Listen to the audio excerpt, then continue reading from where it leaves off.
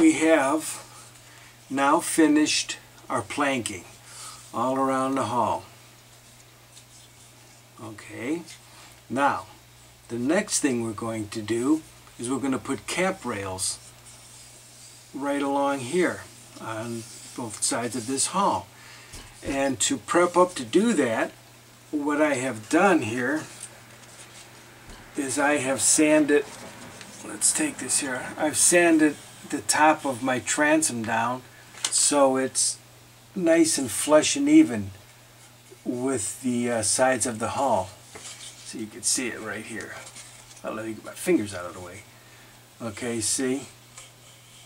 So now we're ready to go across our transom and all the way down our hall to our stem. So, okay, the first, let me zoom out. Okay, now that we're zoomed out, I want to take this nice, thin, stiff piece of cardboard and I'm going to lay it on our hall, just like this. So what I'm going to do is flip this thing over now, like so. I'm going to draw the shape of the hall. Starting here, I'm going to trace right along the edge of my bulwarks.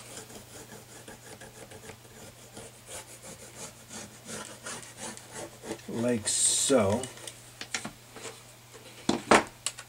Okay, if you could see that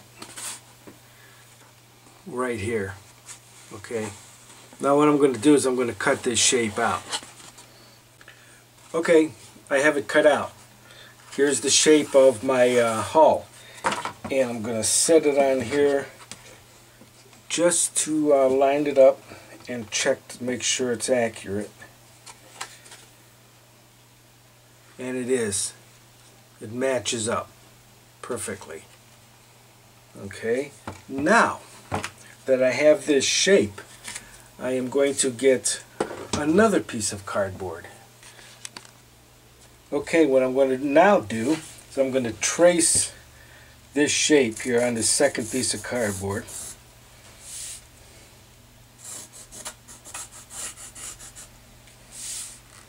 Like so. I'm going to take my calipers and I'm going to measure the width right here of my bulwarks. So I'm going to take this measurement. So now what I want to do,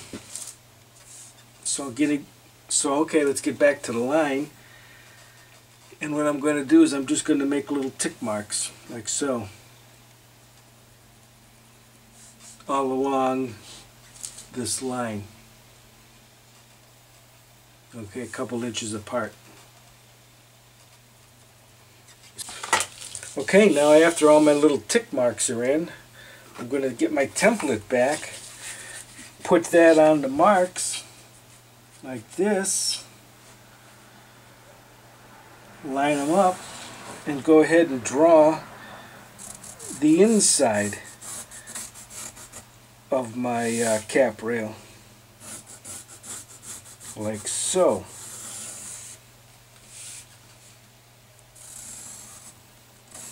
Okay, now as you can see I have the template right here for my cap rail. Okay, here's the results of my cap rail. I've cut out my template, which is right here. Okay, and this now fits right on top of my hull like so. Okay, see I've left it a little bit longer at the stern because I have another piece that goes here and I want a little extra here so I can do some joinery and connect this and this piece here. So now that I have this template, my next step is going to be to trace it on a piece of wood sheet stock. Okay, now that we made the template, and what I did was I made it a little bit wider than the actual finished cap rail, and I'll show you why I did that later on once we install it. So now I'm going to take this sheet of cherry and I'm going to set my template right on it like this. Okay, so I could trace around this thing and cut it out in one piece, but if you want to show off some fancy joinery, then you can piece this thing, because I'll show you why we would piece it. Okay, now notice here the grain is running like this. Okay, so what it's going to do, it's going to cross right here. Okay, so what we do is we could take this and we could turn it like this. So now we have the grain running lengthwise right here. And right here where it starts changing again, that's where we'll put a joint between this piece and the rest. And also, this whole thing would probably be close to 60 feet long. So that's a little long for one timber. So we'd put a joint here, put another one about here, and then we're going to put another one back in here where it crosses the transom. So let me go ahead now and show you how I do some joinery work for this cap rail. Okay, once I got the full tracing here of my cap rail, I went in here and I cut it here and I created a hook scarf. And up here I created a butterfly joint right like this. Okay, now the reason why I didn't cut this in one piece is because the grain on it would run right across my cap rail. So what I want to do is I want to get the grain flowing in this direction as much as I possibly can.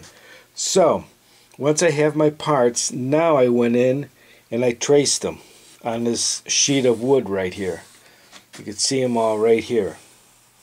Okay, all along here. And here's my hook scarves. So now my next step is going to be to roughly cut these out. Okay, now you can see I've cut out all of my cap rail pieces here, and if we come down here and take a close look, we can see how rough they're cut out. See, I'm not even close to the finish line here. See them right there, right here. Okay, what I'm going to do at this point is that I'm going to take these pieces and I'm going to sand them from this point on. So let me do that. Okay, now we're on the last piece right here. So let's give it a go. Now what I want to do is just even out this edge. Alright, and I'm going to try to make this in the longest passes as I can. So here we go.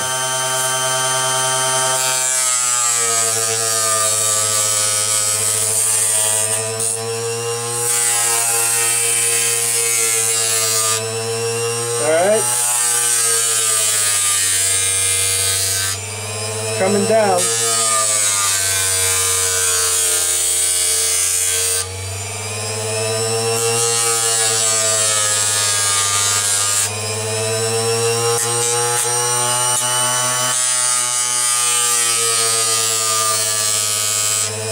So you see, what I wanted to do is I wanted to keep about the same distance away along my line here.